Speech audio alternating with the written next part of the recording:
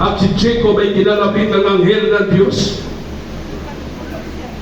Nagulat si Jacob at yumukod siya sa anghel ng Diyos. Amen. Siya ay nagpatira pa sa anghel ng Diyos.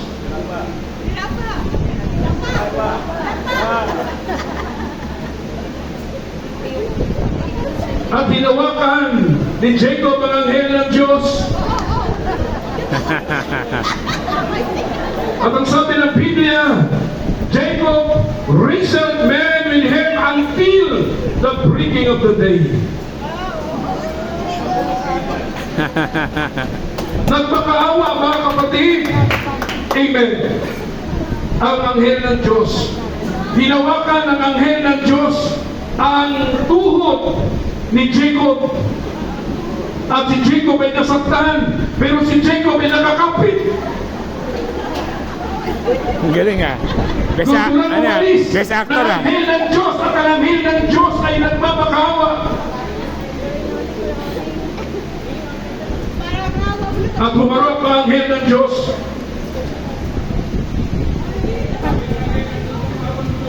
Bitawan mo na ako!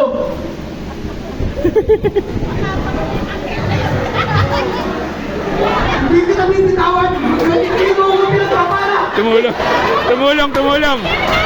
Ba't tumulong?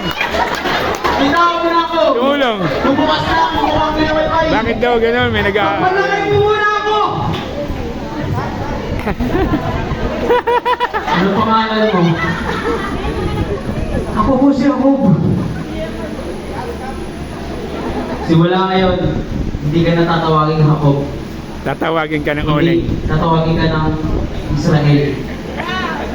Kapag ka ikaw ay nanalangin, nalayin ka sa Panginoon at pagpapalain ka ng Panginoon.